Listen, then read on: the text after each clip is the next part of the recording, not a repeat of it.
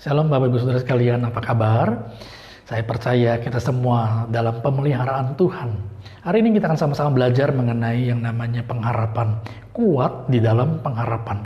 Nah, tidak sedikit orang-orang yang mengalami ketakutan, khawatir, kemudian berputus asa dan depresi. Dan di antara orang-orang ini juga banyak sekali ternyata orang-orang Kristen yang mengalami hal demikian. Nah, Bapak Ibu Saudara sekalian, dengarkan baik-baik pada hari ini. Segala sesuatu dalam kehidupan kita itu boleh habis. Kita boleh kehilangan harta kita boleh kehilangan mobil kita boleh kehilangan apa saja dalam kehidupan kita. Tapi satu hal yang tidak boleh hilang dalam hidup kita adalah pengharapan. Kenapa pengharapan jangan sampai hilang dalam hidup kita? Karena kitab Ibrani pasal 6 ayat 19 berkata bahwa pengharapan adalah sauh yang kuat dan aman bagi jiwa kita. Jadi sama seperti sebuah perahu atau kapal besar yang tidak akan dirombang-ambingkan oleh angin maupun ombak yang besar. Ketika dia meletakkan sauhnya, jangkarnya di dasar laut, maka dia akan tetap bisa kuat. Demikian juga orang-orang yang memiliki pengharapan dalam kehidupannya dia. Karena pengharapan itu seperti jangkar yang akan membuat kita tetap kuat. Sekalipun angin pencobaan, terpaan ombak masalah datang menerpa perahu kehidupan kita. Saudara, jangan pernah hilang pengharapan. Karena ketika kita kehilangan pengharapan, perjalanan kita menjadi lebih berat. Kita akan jadi mudah depresi sama seperti hamba Tuhan yang bernama Elia yang minta Tuhan untuk mengangkat nyawanya. Karena dia depresi, dikejar-kejar oleh Isabel. Dan kalau kita kehilangan pengharapan, kita akan melakukan keputusan-keputusan atau kita akan mengambil keputusan-keputusan yang merugikan kita. Saudara, kenapa sih kita jangan sampai kehilangan pengharapan? 1 Korintus pasal yang ke-10 ayat yang ke-13 firman Tuhan berkata seperti ini. Pencobaan-pencobaan yang kamu alami, yang saudara dan saya alami, ialah pencobaan-pencobaan yang biasa, yang tidak melebihi kekuatan manusia. Sebab Allah setia. Dan karena itu Tuhan tidak akan membiarkan kita jalan sendiri. Tidak akan membiarkan kita dicobai melampaui kekuatan kita. Pada waktu kita dicobai, Ia akan memberikan kepada setiap kita semua jalan keluar, sehingga kita dapat menanggungnya. Bayangkan, luar biasa. Firman Tuhan sudah mengingatkan kita bahwa kita tidak perlu khawatir menghadapi setiap persoalan, pergumulan dalam kehidupan kita. Karena Tuhan adalah Allah yang setia. Dia senantiasa menemani kita. Dia senantiasa membimbing kita, menyertai kita. Nah, ada 3 hal hari ini yang mau kita pelajari sama-sama. Kenapa kita jangan khawatir dalam kehidupan kita. Jangan sampai kehilangan pengharapan dalam kehidupan kita. Jangan sampai lepas pengharapan dalam hidup kita. Yang pertama adalah perhatikan 1 Korintus 10:33 tadi. Dikatakan bahwa pencobaan-pencobaan yang kita alami adalah pencobaan-pencobaan yang biasa. Yang tidak melebihi kekuatan. Itu yang pertama. Jangan hilang pengharapan kita. Pengkhotbah pasal yang pertama yang 9 berkata tidak ada yang baru dalam dunia ini. Jadi artinya setiap hal masalah yang Tuhan izinkan terjadi itu adalah masalah-masalah yang biasa, yang sudah pernah terjadi dan masalah sudah pernah berulang. Persoalan akan selalu terjadi dalam kehidupan kita. Mau kita masih kecil, mau kita anak remaja, mau kita orang dewasa, mau kita orang yang lanjut usia, pasti kita akan mengalami yang namanya persoalan. Masih kecil kita rebutan mainan, kita punya masalah dengan kakak kita, dengan adik kita. Masa remaja kita rebut-rebutan pacar, ya, rebutan dengan teman kita, rebutan dengan orang-orang yang di sekitar kita. Masa dewasa kita rebut-rebutan tender, rebut-rebutan proyek. Kita berpikir bagaimana cara menangkan, dan kalau sudah tua, rebutan apa Bapak Ibu Saudara sekalian? Kita rebutan masuk ke rumah sakit, ya. Buru-buru siapa yang akan dirawat di rumah sakit. Nah, saudara, jangan berlebihan menanggapi sebuah masalah dalam kehidupan kita. Jangan menghukum diri, jangan mengurung diri kita. Ya, tetaplah beraktivitas, hadapilah persoalan-persoalan yang kita hadapi. Keluar dan carilah udara yang segar, berteman, dengarkan informasi-informasi yang positif. Pandang setiap persoalan-persoalan kita dengan kacamata yang positif. Jangan marah dan jangan kecewa sama Tuhan. Responi dengan positif setiap persoalan yang Tuhan izinkan terjadi dalam kehidupan kita. Ya, kenapa? Karena kalau kita meresponi sesuatu dengan positif, maka kita pasti akan mendapatkan kekuatan untuk menghadapi, menjalani setiap persoalan dalam kehidupan kita. Saudara, firman Tuhan juga berkata bahwa setiap persoalan yang Tuhan izinkan terjadi dalam kehidupan kita, itu sesuai dengan kesanggupan kita. Tuhan tidak akan memberikan masalah yang lebih berat dari persoalan yang sanggup kita tanggung.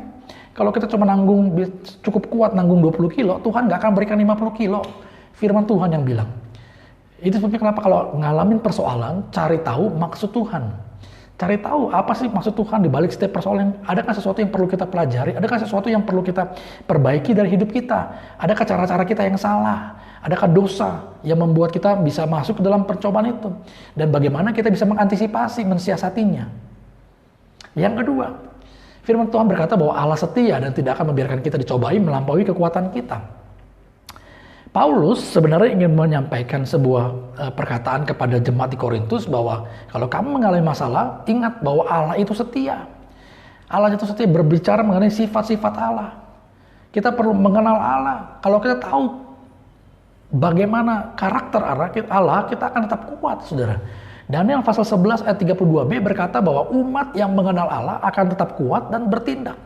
Jadi kuncinya adalah ketika kita mengenal Allah, kita akan tetap kuat dan bertindak. Sama seperti ketika kita mengenal orang yang mampu membawa atau memberikan jalan keluar dalam bidang perpajakan, demikian juga kalau waktu kita datang untuk bertanya hal-hal tentang pajak, maka kita pasti akan mendapatkan jawaban yang memuaskan.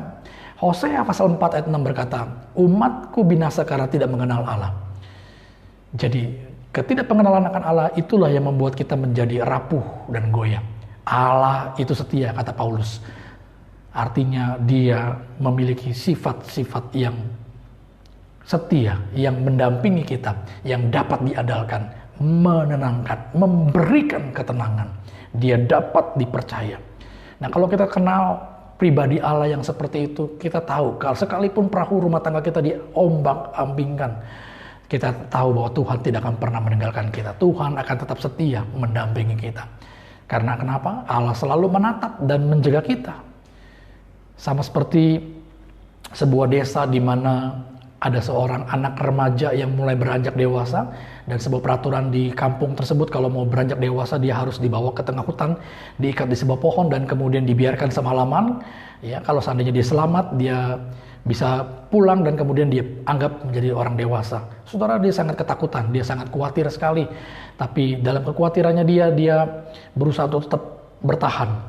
Dan keesokan paginya ketika dia membuka mata dan melihat ternyata ada figur ayahnya yang senantiasa berjaga-jaga atas dia. Kalau ada binatang buas yang siap menerkam dia. Jadi jangan khawatir, Tuhan senantiasa menjaga dan menyertai kita. Yang ketiga, firman Tuhan berkata bahwa ia memberikan jalan keluar. Ia memberikan jalan keluar. Jangan takut, Bapak Ibu Saudara sekalian. Ulangan pasal 20 ayat keempat, firman Tuhan berkata, sebab Tuhan Allahmu dialah yang berjalan menyertai kamu untuk berperang bagimu melawan musuhmu, dengan maksud memberikan kemenangan kepadamu. Ini yang Tuhan sedang berikan kepada kita. Tuhan membawa kita masuk ke dalam peperangan, mendampingi kita dalam peperangan kita. Tapi Tuhan tidak pernah membiarkan kita seorang diri berperang. Dia pasti akan menyertai kita dan memberikan kemenangan buat kita. Ini yang harus kita pegang baik-baik. Ingat bahwa selalu ada jalan keluar. Selalu ada jalan keluar di dalam Dia. Kalau kita percaya, kita pasti akan mendapatkan jalan keluar. Nah, dari mana jalan keluar itu bisa kita dapatkan? Jalan keluar itu kita bisa dapatkan melalui firman Tuhan. Firman Tuhan berkata dalam Roma 15 ayat 4. Segala sesuatu yang ditulis dahulu telah ditulis untuk menjadi pelajaran bagi kita, supaya kita teguh berpegang pada pengharapan oleh ketekunan dan penghiburan dari kitab suci. Jadi ketika kita tekun, ketika kita setia membaca kitab suci, maka ada hal-hal baik yang masuk dalam pikiran kita. Dan kita akan senantiasa mendapatkan kekuatan. Dan kekuatan itulah yang memampukan kita untuk kita bisa mengambil keputusan-keputusan penting dalam kehidupan kita. Di dalam firman Tuhan juga menjaga kita untuk tetap berkenan di hadapan Tuhan. Maka ide-ide dari Tuhan, hikmat dari Tuhan akan turun dalam kehidupan kita ketika kita setia membaca firman Tuhan. Hidup dalam firman bukan berbicara mengenai kalau ada masalah baru kita mau baca, baru kita mau mulai membuka Alkitab kita. Tapi hidup dalam firman berbicara mengenai kita dengan rutin, dengan setia merenungkan dan melakukan firman Tuhan dalam kehidupan kita. Saudara, nggak ada pertumbuhan yang instan. Jangan kalau ada masalah baru kita buka Alkitab kita. Jangan kalau ada masalah baru kita cari tahu apa maksud Tuhan melalui firman Tuhan. Jangan. Justru kita memiliki ketekunan membaca firman Tuhan setiap hari. Karena tidak ada pertumbuhan yang instan. Kita perlu bangun diri kita. Tubuh kita bisa tumbuh seperti ini kan melalui proses yang panjang. Dari sejak kita masa kanak-kanak sampai saat ini. Ada makanan-makanan yang banyak kita konsumsi. Dan itu memberikan kekuatan buat kita. Kenapa kita lemah? Kenapa kita mudah khawatir? Bukankah semua itu terjadi karena pondasi hidup kita tidak kuat? Firman Tuhan berkata bahwa hidup kita yang tidak diletakkan pada dasar yang kuat itu sama seperti orang yang membangun rumah di atas pasir. Ketika ada pencobaan, maka dia akan mudah sekali hancur. Bapak Ibu Saudara sekalian, ikut seminar itu oke-oke saja. Ikut webinar yang sekarang sedang marak diselenggarakan itu baik-baik saja, boleh. Tapi jangan pernah tinggalkan kegemaran, jangan pernah tinggalkan kebiasaan, jangan pernah membuat diri kita malas untuk membaca firman Tuhan. Miliki kegemaran untuk membaca firman Tuhan setiap hari, setiap saat, dan renungkan itu siang dan malam, kata firman Tuhan. Yesaya 40 ayat 31 berkata, tetapi orang-orang yang menanti-nantikan Tuhan mendapatkan kekuatan baru. Mereka seumpama raja wali yang naik terbang dengan kekuatan sayapnya. Mereka berlari dan tidak menjadi lesu. Perhatikan, ya, mereka berlari dan tidak menjadi lesu. Dan mereka berjalan tidak menjadi lelah. Ini janji Tuhan, ini yang Tuhan janjikan buat setiap orang-orang yang menanti-nantikan Tuhan. Kegemaran membaca firman Tuhan adalah gambaran dari orang-orang yang mau menanti-nantikan Tuhan, mencari tahu apa yang Tuhan kehendaki dalam kehidupan kita. Sebagai ayat penutup, Ibrani 10 ayat 23 firman Tuhan berkata, marilah kita teguh berpegang pada pengakuan tentang pengharapan kita, sebab Ia yang menjanjikannya adalah setia. Saudara, segala persoalan yang kita hadapi saat ini, bawa itu di hadapan Tuhan. Dan jangan lupa, terus bersandar, bangun hidup kita di atas dasar batu karang yang teguh, yaitu firman Tuhan yang hidup. Tuhan Yesus memberkati kita semua. Shalom.